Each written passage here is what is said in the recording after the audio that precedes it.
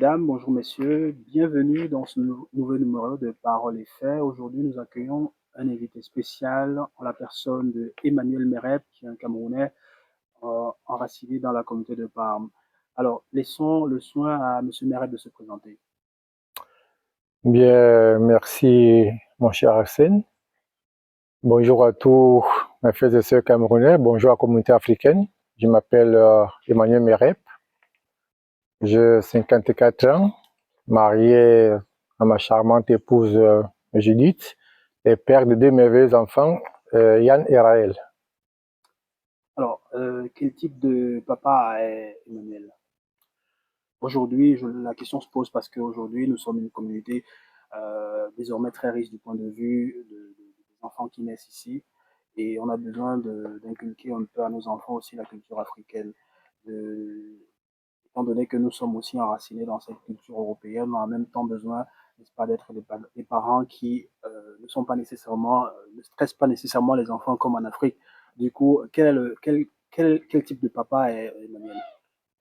Bon, moi, je dirais que c'est une question qu'on aurait dû poser à mes enfants, ils vous auraient répondu tranquillement. Mais moi, je pense que je suis un papa, disons, normal, comme tous les papas. Donc, je m'arrange à donner une éducation telle que j'ai reçue de mes parents. Et nous vivons, c'est vrai, ici en Italie depuis des années. Moi, ça fait 20 ans en septembre passé. Et je m'arrange à ce que mes enfants ne soient pas déconnectés de leur pays d'origine parce qu'ils savent qu'ils sont camerounais. Et quel type de mari est Emmanuel? Ça aussi, c'est une question qu'il faut demander à mon épouse. Moi, je pense que je ne peux que dire que je suis Un bon mari. un bon mari, un mari modèle qui aime sa femme, qui respecte sa femme et qui respecte toute sa famille. Alors, du point de vue professionnel, qui est Emmanuel Lemerec? Qu'est-ce que vous faites comme activité et quel est votre parcours académique? Est-ce qu'en quelques secondes, vous pouvez expliquer à ceux qui nous regardent beaucoup plus pour les nouvelles générations, quel est votre parcours et... Moi, je suis arrivé en Italie en 2004. Je me suis inscrit dans le professeur sanitaire technique de la faculté de médecine. J'ai eu mon diplôme en 2004 et j'ai d'abord commencé à faire des recherches en microbiologie où j'ai fait 6 publications, dont 2 ont gagné le concours national de microbiologie d'Italie. Les publications peuvent être consultées sur PubMed. Et après, j'ai fait un concours et j'ai travaillé à l'hôpital de Parma, département de anatomie pathologie, où nous faisons des diagnostics cytologiques, histologiques, immunoenzymatiques et moléculaires des tumeurs. Et associé à ça, je suis aussi chargé de faire les autopsies, donc déterminer la cause de décès des patients qui sont décédés à l'hôpital de Parme. Ok. Très souvent dans la communauté de Parme, on entend parler du professeur Emmanuel. Beaucoup de gens vous appellent professeur.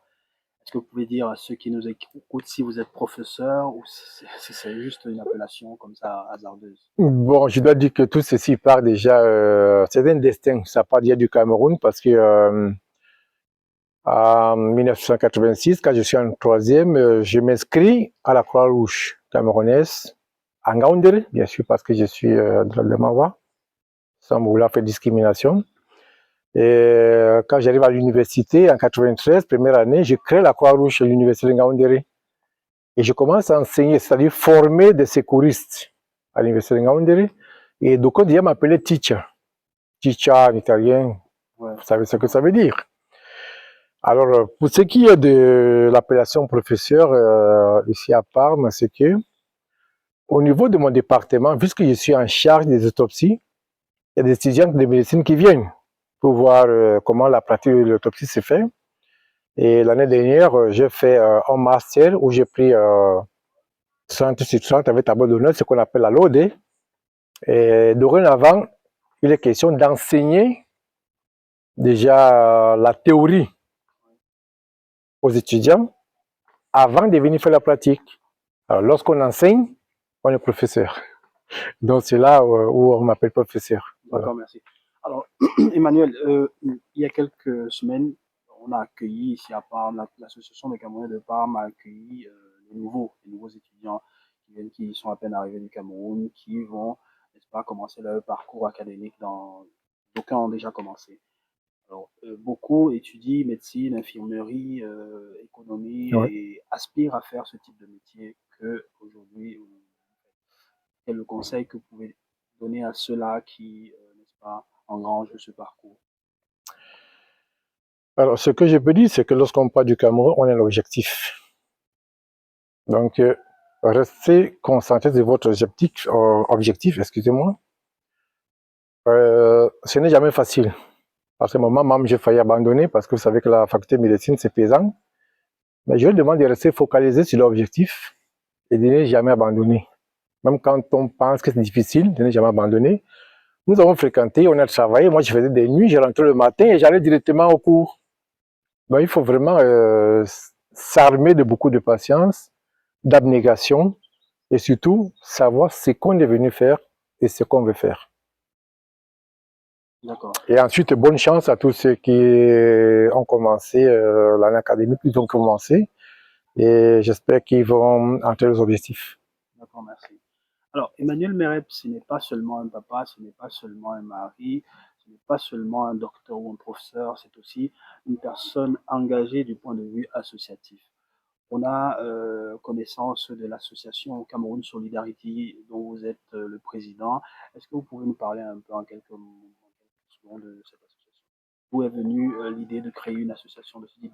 De quoi? Quels sont les objectifs?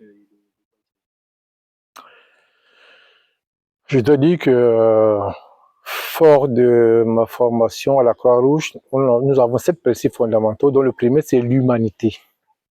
L'humanité, c'est né de souci de porter secours à autrui. Sa distinction sur la race, la religion, appartenance politique, etc. Alors, Cameroun Solidarity, d'abord, c'est une association à but non lucratif qui voudrait réveiller, pas s'aimer, parce que nous avons toute cette sémence en nous, réveiller en nous ce sentiment de solidarité, d'entraide, de paix et d'unité que nous ont inculqué nos parents. Et l'association naît parce que nous avons fait un constat. Ici, je ne dis pas que c'est général, mais c'est notre constat, c'est que nous vivons un peu de manière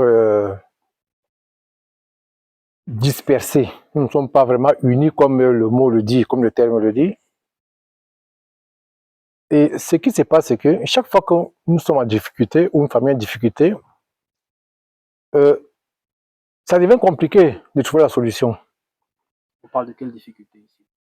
Alors, plusieurs types de difficultés. Alors, spécifiquement parlant de Cameroun Solidarity, nous investissons sur les rapatriements en cas de décès.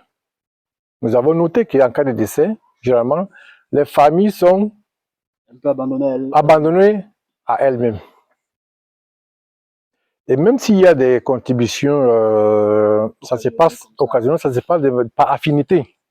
Ça veut dire que moi je suis à Parme, j'apprends qu'il y a un décès à Bergame, à Milan. Je ne connais pas le défunt, alors ça ne m'intéresse pas. Donc, nous avons voulu que ces cas, nous savons que rapatrier la dépouille, c'est exorbitant le coût. Donc l'association naît justement pour que ces cas ne soient pas passés dans l'indifférence, mais que ça suscite en nous un élan de compassion, d'entraide, solidarité, paix et unité entre nous de la diaspora. Voilà, c'est un peu ça. Et dès que l'association naît, est-ce que tout de suite vous avez reçu, n'est-ce pas, le soutien de l'ensemble de la communauté? Comment est-ce que l'association a été accueillie dans la communauté camerounaise de Parme, mais aussi ailleurs? Alors, je dois dire que l'association a été créée le 25... Oui, je parle d'abord de la création du 25 février 2018. Et c'est le 17 mai, la même année, que nous avons légalisé l'association au niveau des autorités italiennes. Et pour ne pas évoluer dans, disons, comme on dit, dietro le quinte, donc dans l'anonymat, nous sommes allés rencontrer l'ancien ambassadeur, son excellence Aaron Sama, pour présenter l'association. Nous avons reçu beaucoup de conseils et beaucoup d'encouragements. Bon, au niveau de la communauté camerounaise, je dois dire que nous avons fait des déplacements. Nous sommes allés dans beaucoup de villes. rencontrer la communauté camerounaise, leur faire comprendre le bien fondé de se mettre ensemble pour trouver une solution à ces cas de décès et de rapatriement, parce que les coûts sont exorbitants. Ça n'a pas été facile. Le clou, c'est que lorsqu'on dit un prophète n'est jamais bien chez soi, nul n'est prophète chez soi. Nul n'est prophète chez soi. Merci Hassan. C'est que nous avons, après avoir tourné dans d'autres villes, nous avons voulu finir à Parme. L'annonce a été passée. À Parme, justement, nous avons eu une salle chez les Avériens, que vous savez, via San Martino, une salle de conférence, et nous avons reçu, je crois, 7-8 personnes. Et justement, je peux remercier le docteur Paulin Bissoko, qui est le président de l'AMTI, parce que ce jour où il était là, il a malgré ses occupations, il nous a donné beaucoup de conseils, Pourtant, nous nous investissons, c'est pour la communauté, pas pour nous-mêmes. Je tiens à vous dire que depuis l'association avait été créée, entre le 25, en 6 mois, nous avons assisté à 6 décès, 6 rapatriements de corps. 3 mois après, 3 rapatriements, donc au total 9 rapatriements de corps. Nous avons contribué de manière personnelle d'abord, et nous avons fait un peu de contributions par la plateforme Leti, que tout le monde connaît, où les contributions sont connues de tous. Mais la fois, on a dit que pourquoi est-ce qu'on tu veux faire Leti? Ce n'est pas mieux d'avoir un fonds, déjà pour nous disponible en cas de difficulté, que notre compatriote soit décédé au nord, au sud, à l'est, à l'ouest, que les fonds soient déjà prêts. Mais comme je vous dis, ça n'a pas été facile. Mais dans les statuts de Cameroun Solidarité, qu'est-ce qui est prévu au niveau des contributions? Quel est le montant que les Camerounais doivent verser pour un dommage, on va dire ça comme ça, n'est-ce pas, être bénéficiaire, entre guillemets, non, de cette aide-là? Oui, alors nous étions partis d'un montant de 25 € par an. Nous avions dit 20 € de côté et 5 € pour les frais de fonctionnement. Par exemple, le site internet, et que nous prenions 150 € par an, ainsi de suite. Et nous avons dit que bon, partons avec 25 €, parce que 25 € divisé par 12 par an, nous sommes à 2 vrais poussières par mois. Et jusque-là, malgré ce montant qui était dérisoire, entre guillemets, nous n'avons pas eu beaucoup d'adhésion. Et nous sommes partis du fait que, avec 25 € par mois, si nous sommes nombreux, nous appuyons sur une assurance. Parce que justement, j'avais des contacts avec une assurance qui est inscrit directement s'appuie sur l'assurance. C'est-à-dire que lorsqu'il y a un cas de décès, l'assurance s'occupe de l'appartement du corps et le reste des fonds nous permet donc de accompagner encore la famille doublement. Parce que justement, le cas que nous avons eu à Kounou en 2018, le défunt est parti avec sa femme. Nous avions créé des antennes au niveau du Cameroun. Nous voulions que dans les 10 régions, qu'il y ait déjà des représentants Cameroun Solidarité. Notre représentant de Douala, M. Elias, que je salue vraiment son engagement, est allé jusqu'à l'enterrement au village. Et la dame de retour nous a témoigné vraiment sa gratitude parce que je ne me suis pas senti seul. Il y avait M. Elias qui était là et qui parlait un peu italien avec moi, qui blaguait. Donc, c'est tout ce que nous avons voulu faire, mais qui, comme vous l'avez remarqué, s'est arrêté en queue de poisson. J'aimerais justement qu'on insiste un peu sur l'accueil des Camerounais. Comment est-ce que les Camerounais ont reçu cette association? Est-ce qu'ils ont adhéré? Vous aviez combien d'adhérents en fait? Alors nous sommes partis déjà sur une vingtaine d'adhérents, et dans lequel, je dois encore le dire parce que c'est une chose qui m'a beaucoup marqué, nous avions une dame qui est en Sicile, une Camerounaise en Sicile qui s'est inscrite. Parce qu'elle a compris le bien fondé de cette association-là. Mais sans que vous compreniez, lorsqu'il s'agit de mettre la main dans la poche avec nos frères camerounais, c'est plus difficile. Dans le site internet de l'association, il était question de chaque mois mettre le compte rendu des entrées et des sorties, que ce soit fait dans la clarté, pour qu'on dise de la transparence. Merci pour l'expression. Bon. Honnêtement, je ne peux pas vous dire les raisons pour lesquelles beaucoup n'ont pas adhéré, mais ce que moi j'ai aussi cru entendre, c'est que pourquoi est-ce que l'association était basée à Parme, pourquoi le siège à Parme? Qui le dit? Bon, vous savez, on ne peut pas citer les contemporains. Mais vous savez, les choses se racontent et puis après, on peut prendre ça pour des ragots, mais L'association devait naître où? tout sauf PAM. Quoi? Allez poser cette question. Est-ce que vous retenez que vous aviez des problèmes personnels avec... Pas du tout, vous me connaissez, monsieur Arsène, vous me connaissez. Moi, je suis une fois avec personne ici à PAM. Justement, le fait que je vous connais, j'estime que, n'est-ce pas... L'impression que j'ai eue... Si Emmanuel a était à la tête de cette association, elle devait avoir un maximum de membres. Vu ma popularité. C'est le contraire qui m'étonne en fait. Voilà. Vu ma popularité, je m'attendais vraiment à avoir beaucoup de membres. Déjà de PAM. Parce qu'ici à PAM, je pense quand même que sans vouloir me lancer les fleurs, je suis assez connu dans la communauté. Donc je m'attendais à beaucoup plus de participants d'inscription au niveau de PAM. J'ai plutôt reçu les contributions des personnes qui étaient ailleurs. Je ne sais pas, de Milan, Bergame, Turin, Cuneo, ainsi de suite. Bon, je ne voulais pas trop tirer sur ce côté-là parce que ça pourrait indexer certaines personnes. Quelle est la situation actuelle? L'association actuellement est en pause, je peux dire. Du site internet, j'ai dû résilier le contrat du site internet, mais je n'ai pas annulé l'inscription au niveau des autorités italiennes. Donc l'association vit encore à un matricule. Voilà.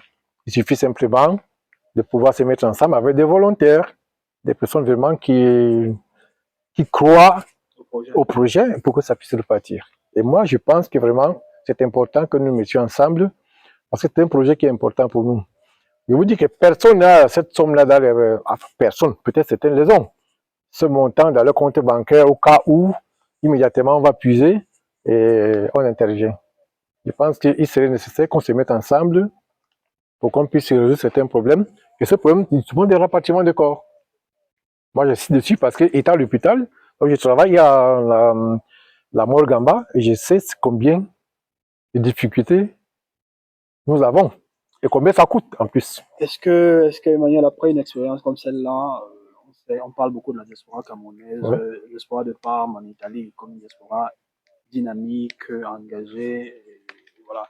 Est-ce qu'après une expérience comme celle-là, vous retenez que la diaspora camerounaise à Parme est solidaire? Parce que c'est un problème qui relève un peu de la solidarité, non, de ses membres.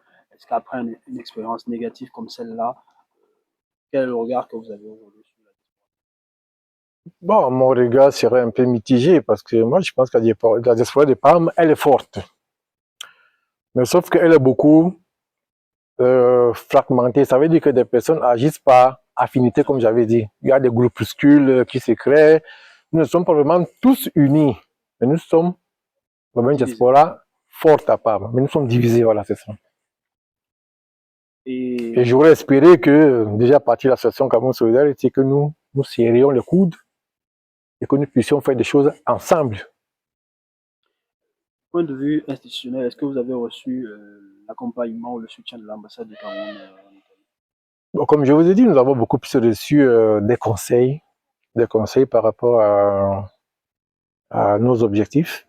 Il y a monsieur l'ambassadeur a été vraiment très content, très satisfait de l'initiative. Parce que derrière cette initiative, vous voyez déjà l'unité qui trèche à notre pays, vous le savez, et la paix entre nous, et la solidarité qui est très importante. Nous savons, nous avons tous grandi au pays, au Cameroun. Votre enfant va chez le voisin, il peut rentrer le matin, le voisin s'occupe de lui comme c'est son enfant. Donc il y a une chose que, à partir de Cameroun Solidarité, on voulait encore réveiller, pas créer, réveiller en nous. Là, ce sont des, comment je dois dire, c'est une éducation, ce sont des conseils nobles que nos parents nous ont donnés. Okay. Est-ce que vous avez nous approchons de la clôture de cette émission. Est-ce que vous avez un dernier message à passer nécessairement par rapport à cette association? Vous avez un message à passer par rapport à son éventuelle relance, par rapport au fait qu'actuellement elle est en situation de décrépitude. Qu'est-ce que vous dites aux Camerounais? Est-ce qu'elle peut renaître? Est-ce que vous attendez l'adhésion des Camerounais? Bon, comme j'ai dit, je n'ai pas dissous l'association, j'ai maintenu son enregistrement au niveau de l'autorité italienne parce que je sais que sûrement un jour elle renaîtra de ses cendres, entre guillemets. Et je voulais lancer un appel vraiment à tous les Camerounais de nous mettre ensemble afin que nous puissions réveiller l'association Cameroun Solidaire qui est très très très importante pour nous. Il a fallu que l'association soit créée pour que je me rende compte que les Camerounais meurent. Les Camerounais meurent, nous ne savons pas. Les Camerounais meurent dans beaucoup de villes, nous ne savons pas. Ils sont confrontés, ils sont abandonnés à eux-mêmes. Voilà. Donc je voulais que vraiment, que quelqu'un ne me dise pas, il a donné 25 euros, mais je n'ai pas gagné quelque chose. Non, ce n'est pas tes 25 euros que tu donnes, ça servira à aider une famille qui a difficulté en cas de rapatriement. Donc voilà ce que je peux vous dire à mes compatriotes. Remettons-nous ensemble et réveillons quand même Solidarité pour qu'elle vive la paix, l'unité, solidarité entre nous. Ok, merci Emmanuel. Je ne sais pas si vous avez un dernier message à passer à la communauté. Donc déjà, je voulais dire merci à votre équipe d'être venu me rencontrer ici à la maison. Donc c'est moi qui vous remercie déjà. Et je vous encourage dans ce que vous faites. Et je voulais demander encore à la communauté, restons unis, restons soudés, laissons tomber l'égoïsme, l'égocentrisme, l'indifférence. Voilà, c'est ça. Merci mesdames et messieurs. Et